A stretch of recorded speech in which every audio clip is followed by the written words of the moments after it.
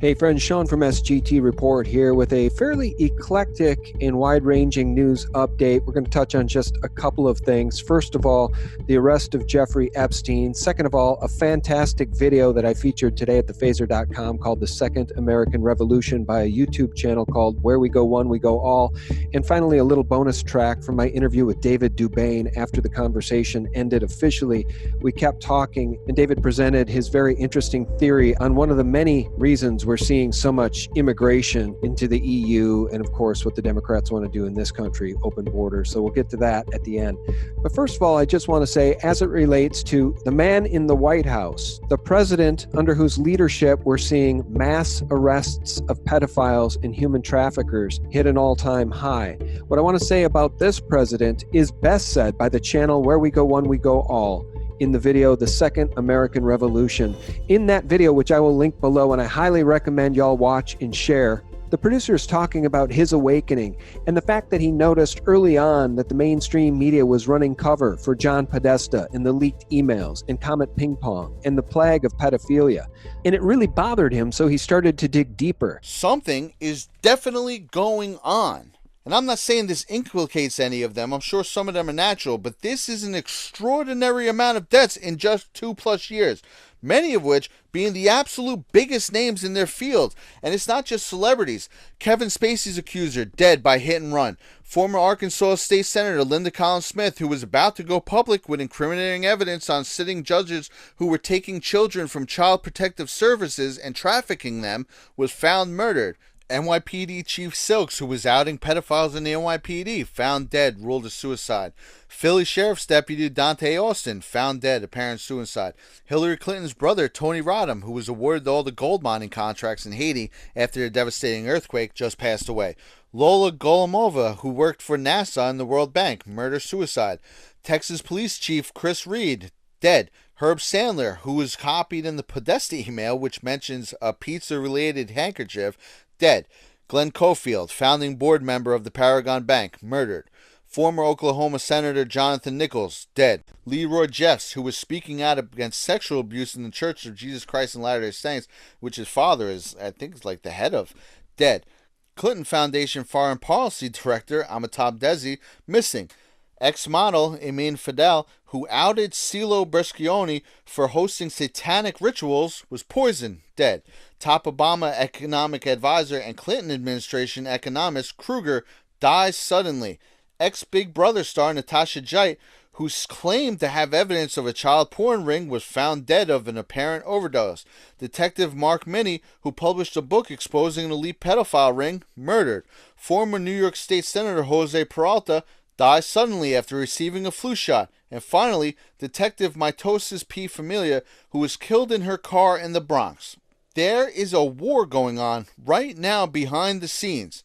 Now, I ended with Detective Familia because she was mentioned in a Q drop on May 15, 2018, at 1 a.m. in the morning, where Q points to 2 detectives who were murdered in mid-2017, suggesting that they had viewed the insurance file on Anthony Weiner's laptop. And as it relates to President Donald J. Trump and his many detractors, including the Mockingbird mainstream media en masse, he had this to say. You know, the same person who said there must have been bombs on 9/11, who previously talked about the bank's predatory lending scams, who talked about how oil is artificially priced by OPEC, who broke down how we were being scammed by countries abroad and on over the years. Say what you will about Donald Trump, and maybe he couldn't go full out doing to have to exist in this world, but Donald Trump has been dropping low-key red pills for 40 years, okay? There's a truther in the White House as we speak, who 1 month into his contested presidency, thousands of pedophiles start instantly getting arrested. Needless to say, things were starting to make sense. Again, I'll link that excellent video called The Second American Revolution in the more info section below this video. But now it's time to talk about Jeffrey Epstein. And I found it very amusing that YouTube deemed my breaking news report about the arrest of Jeffrey Epstein on Saturday night in New York as not suitable for most advertisers when it is literally breaking national news that must be covered. I'm not sure why Jeffrey Epstein's penchant for pedophilia and child sex trafficking should deem my video not suitable for most advertisers unless YouTube has an interest in covering up for pedophiles. but that's another video. I want to play this important clip from Fox News. This is criminal defense attorney David Bruno, who, when asked about co-conspirators of Jeffrey Epstein, had something very important to say. And I hit on that last night in my video, saying that people like John Podesta and Hillary Clinton and everybody connected to Jeffrey Epstein, including Bill Clinton, must be shaking in their boots. Because when you talk about human trafficking, the mere use of the word trafficking requires that other people be involved. Jeffrey Epstein had co-conspirators, and now that he's facing 45 years, essentially a life in prison, those co-conspirators are assuredly extremely concerned. Does sex trafficking, which is the charge, require other people? So, David, would you expect the feds to be looking for alleged co-conspirators? Yes, absolutely. The Miami Herald, they came out and they had a very comprehensive report, and there are co-conspirators that are mentioned in the report.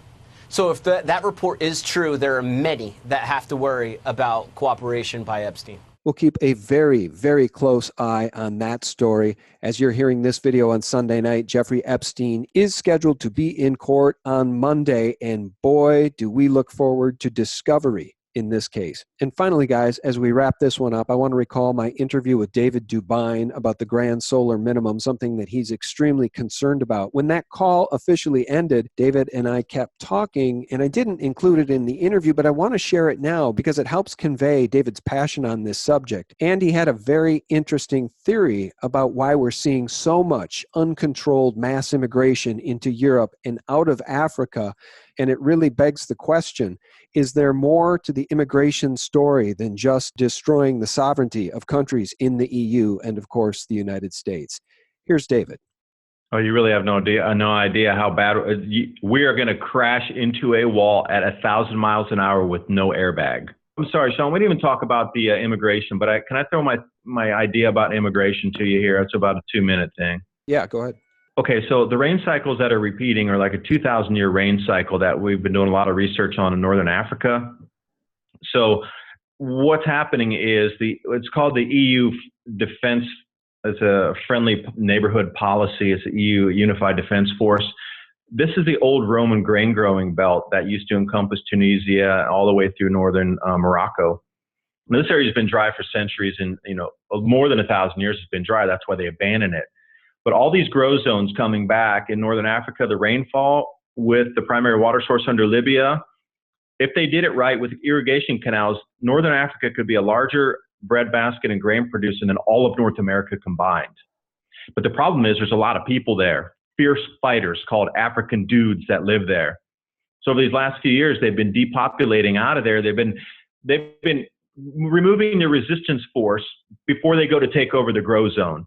Because you don't want 10 million fighting men down there. You want them out of there. So when you go occupy what will be one of the new biggest breadbaskets on the planet as these massive shifts move in, precipitation-wise, if you don't have, can you imagine a standing army of 10 million men and fierce men like those African fighters down there? Oh my God, you'd never be able to control that grow zone. There's no way.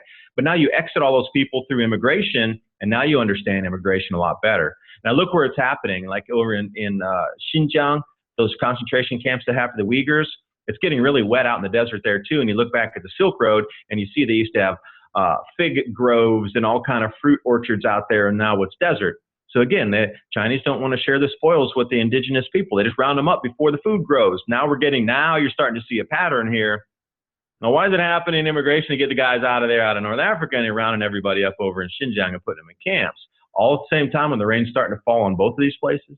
They used to have been dry for thousands of years, and now the rain just magically reappears. We're going down hard, and there's a lot of things that are happening globally that, I don't know, we're into la-la land, let's say that. And friends, that pretty much wraps it up. I want to thank you all for tuning in. Again, we'll keep a very close eye on the Jeffrey Epstein story. It is the biggest story, I think, so far of 2019.